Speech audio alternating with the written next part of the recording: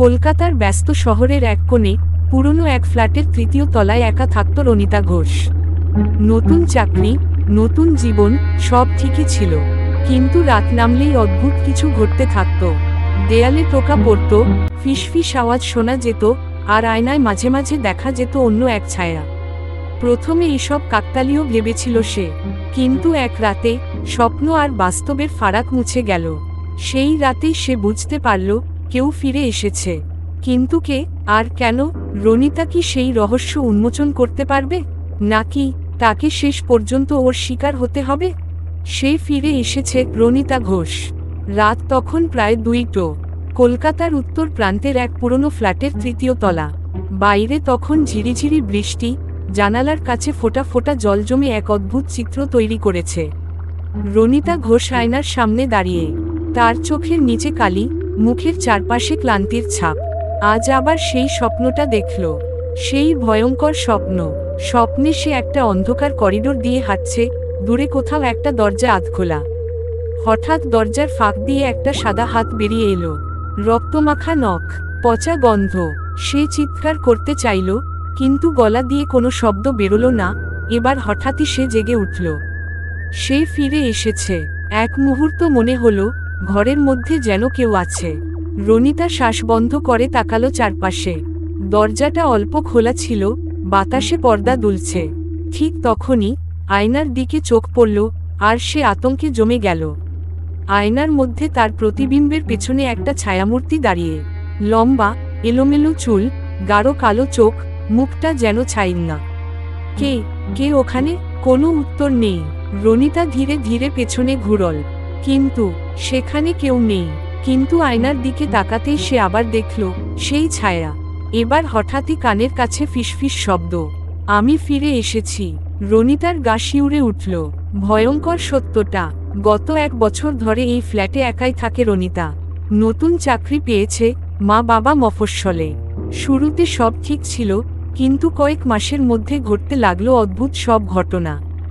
রাত হলে দরজায় খটখট আওয়াজ, ফ্রিজের মধ্যে রাখা জিনিসগুলো হঠাৎ উধাও হয়ে যাওয়া, এমনকি রাতে মনে হতো সে একা নেই।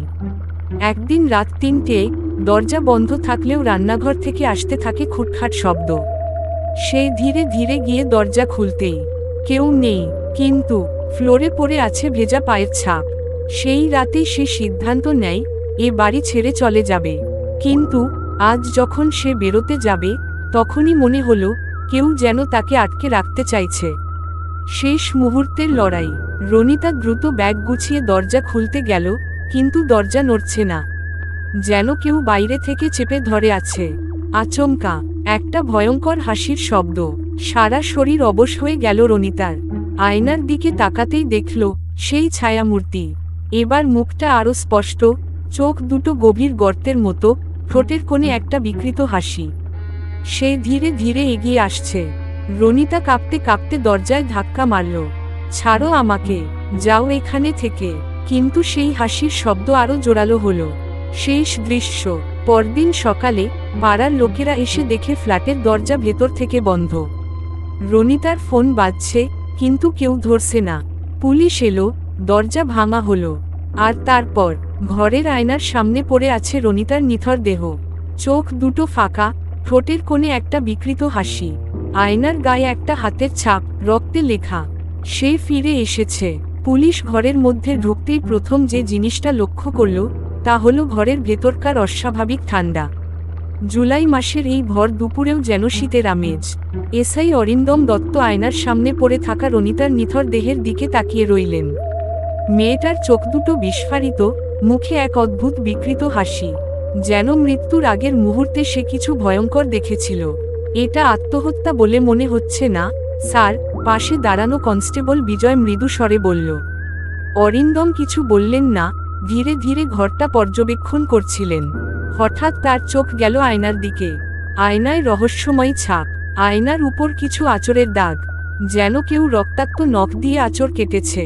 আর ঠিক মাঝখানে একটা হাতের ছাপ, লালচে রঙের। অরিন্দম এগিয়ে গেলেন, আঙুল দিয়ে ছুঁয়ে দেখলেন রক্ত শুকিয়ে গেছে। কিন্তু রক্তটা কার? ঘটনার গভীরে। পরের কয়েকদিন ধরে তদন্ত চলল। রনিতার পরিবার, বন্ধুরা, অফিসের কলিগদের জিজ্ঞাসাবাদ করা হলো, কিন্তু কেউই কোনো রহস্যজনক কিছু জানত না। একটাই অদ্ভুত ব্যাপার ধরা পড়ল। রনিতার একটা পুরনো ডায়েরি পাওয়া গেল। ডায়েরির শেষ পাতায় লেখা ছিল, আমি জানি এটা একটা ভুল ছিল, আমি জানতাম না এখানে সে আছে, এখন আমাকে ছেড়ে দেবে না। সে কে, আর রনিতা কেন এমন কথা লিখেছিল? অতীতের অন্ধকার। পুরনো রেকর্ড ঘেঁটে অরিন্দম জানতে পারলেন, এই ফ্ল্যাটে বছর 10 আগে একটা মেয়ে আত্মহত্যা করেছিল। নাম ছিল অন্বেষা রায়। মৃত্যুর আগে সে একাই থাকতো এই ফ্ল্যাটে। পুলিশ রিপোর্ট বলেছিল, মানসিক অবসাদের কারণে সে নিজেকে শেষ করে দেয়। কিন্তু আশেপাশের লোকেরা বলতো, ওর মৃত্যু স্বাভাবিক ছিল না। লোকমুখে শোনা গিয়েছিল, তার মৃত্যুর পরেও ফ্ল্যাটে অদ্ভুত জিনিস ঘটতে থাকে। সে এখনও আছে। যারা এই ফ্ল্যাট ভাড়া নিতে এসেছিল, তাদের প্রায় সবাই কিছু না কিছু ভয়ঙ্কর অভিজ্ঞতার শিকার হয়েছিল। কেউ রাতের বেলা দরজায় টোকা পড়তে শুনেছে, কেউ আয়নায় অদ্ভুত ছায়া দেখেছে, কেউ অনুভব করেছে কেউ একজন তাদের পেছনে দাঁড়িয়ে আছে। রহস্যের সমাধান নাকি নতুন শুরু? অরিন্দম বুঝতে পারলেন, এটা কাকতালীয় কিছু নয়। কিন্তু সত্যিটা কি? এই ফ্ল্যাট কি সত্যিই অভিশপ্ত, নাকি কোনো অজানা শক্তি এখানেই আটকে আছে? এক রাত অরিন্দম ঠিক করলেন, তিনি এই ফ্ল্যাটে এক রাত কাটাবেন। বুকের ভেতর অজানা ভয় নিয়েই তিনি দরজা বন্ধ করে বসলেন। আর ঠিক রাত 3টের সময় আয়নার সামনে থাকা চেয়ারটা আপনা থেকেই নড়তে শুরু করলো। আর কানের কাছে একটা শীতল ফিসফিস আওয়াজ, আমি ফিরে এসেছি। সে ফিরে এসেছে, রনিতা ঘোষ।